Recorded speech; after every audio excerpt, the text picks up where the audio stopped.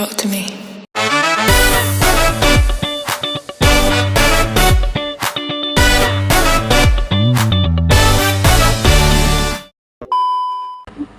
Halo Beno People, kembali lagi ke acara Talk Beno Talk Show bersama Nona.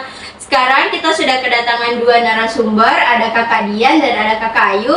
Mereka merupakan penerima beasiswa. Nah, tak kenal maka tak sayang, maka kita akan kenalan dengan dua narasumber kita. Silahkan Kakak Dian diperkenalkan dirinya.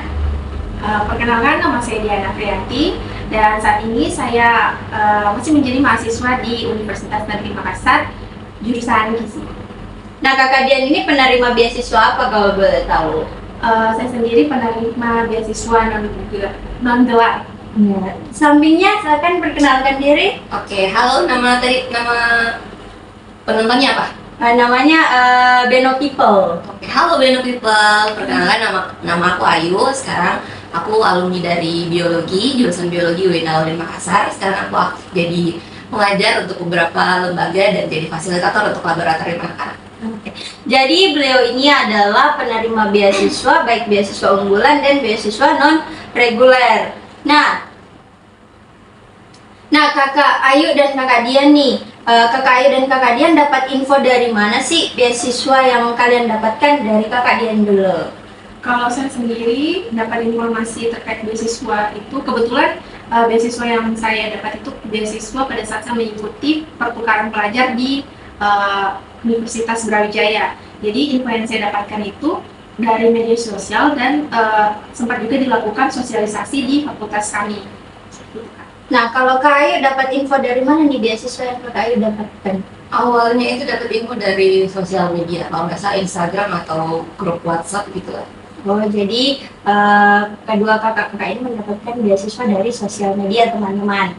Nah, sedangkan persiapan, apa saja sih persiapan kakak dalam beasiswa yang kakak terima ini? Dari Kakak Dian dulu. Kalau saya sendiri, saya mulai menyiapkan pendaftaran beasiswa itu mulai dari persiapan administrasi, karena itu yang paling penting. Dalam beasiswa ini ada 2 tahap, yang paling penting itu administrasi dan juga tes wawasan kebangsaan.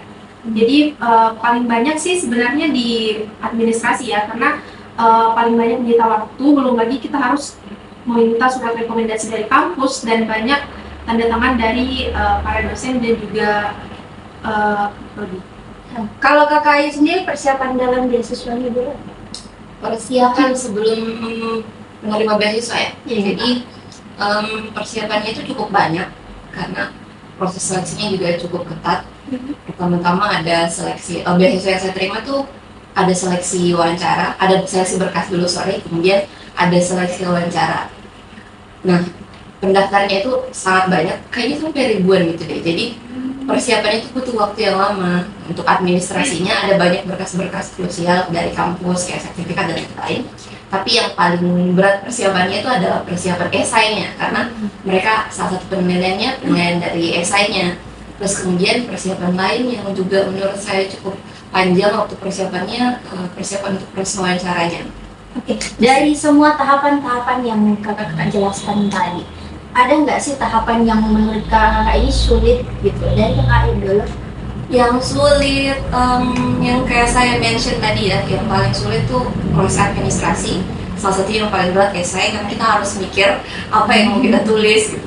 Karena dari esai itu tergambar sebenarnya visi kita untuk jadi penerima beasiswa itu apa yang bisa kita kasih gitu setelah kita diberikan bantuan beasiswa itu apa yang feedback yang kemudian kita bisa kasih gitu. Itu kemudian yang diulang lagi di proses wawancara. Jadi menurut saya yang paling berat itu bikin esai sama proses wawancara. Oke, jadi menurut kakak dalam tahap kakak yang melakukan itu, menurut kakak yang paling sulit adalah esai. Nah, sedangkan Kakak Dian sendiri tahapan apa sih yang paling sulit? Mungkin karena kebetulan cuma ada 2 tahap, seleksi administrasi, seleksi berkas dan juga seleksi tes wawasan kebangsaan. Yang paling berat sih menurut saya ya seleksi administrasi, karena itu memerlukan waktu yang cukup lama, cukup banyak berkas yang perlu diperlukan untuk mendaftar beasiswa itu, termasuk ada berkas tes pemeriksaan kesehatan, juga kita harus buka rekening karena kita kirimkan untuk dikirimkan lewat bank-bank tertentu. Jadi saya harus buka rekening lagi, terus belum lagi ya meminta tanda tangan dosen yang cukup sulit menurut saya. Jadi di bagian administrasi ya Kak yang sulit. Oke, selanjutnya apa sih manfaat yang kalian rasakan ketika mendapatkan beasiswa tersebut? Dari Kak Dian dulu.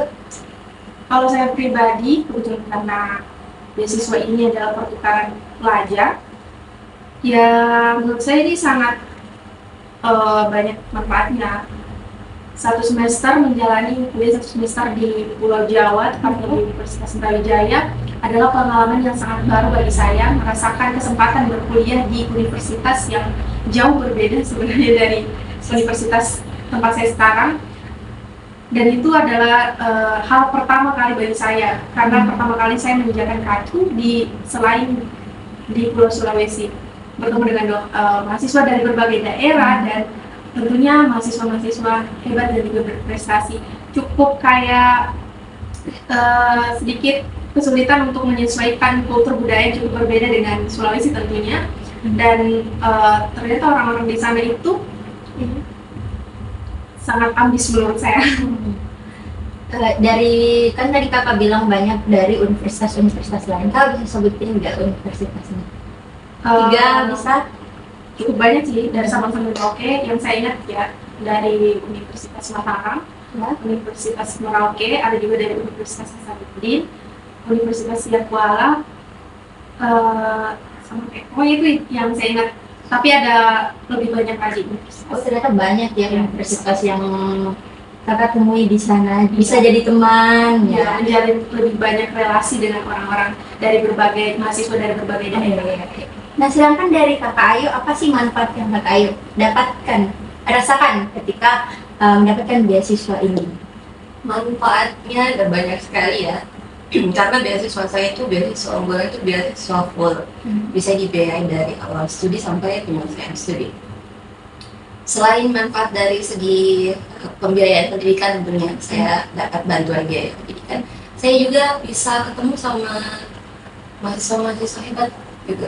Jadi ada forum se-Indonesia Timur, di situ saya bisa ketemu sama mahasiswa-mahasiswa hebat yang ternyata sudah punya prestasi sampai bukan cuma di tingkat nasional, ternyata sudah sampai di tingkat internasional. Saya bersyukurnya di situ bisa ketemu sama orang-orang yang sangat hebat gitu. Jadi bisa punya relasi baru, punya circle baru yang membantu saya untuk terus mengembangkan diri saya. Oke, jadi kakak-kakak ini mendapatkan manfaat karena menemukan orang yang baru, bisa menambahkan relasi baru ya kakak.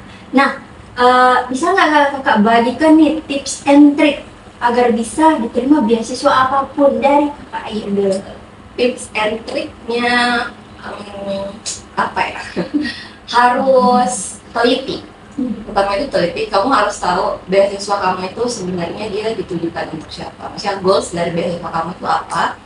Kemudian untuk seleksi tahap awal, kamu harus tahu dengan pasti berkas-berkas yang kamu butuhkan tuh berkas-berkas apa. Jangan sampai salah, salah mengunggah berkas atau salah mengurus berkas, itu bisa fatal sekali. Kemudian kalau misalnya beasiswa kamu itu membutuhkan persyaratan berupa esai, jangan sungkan-sungkan untuk minta tolong sama orang-orang yang lebih berpengalaman dari kamu. Itu sih. Oh, kalau Kak Dian sendiri tips and trick?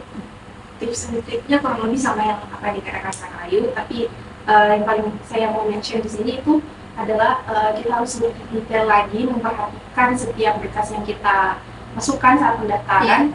Dan menurut saya mendaftar itu kita harus tahu jadwalnya, biar kita tahu kapan waktu yang pas untuk bisa mengupload berkas-berkas tersebut.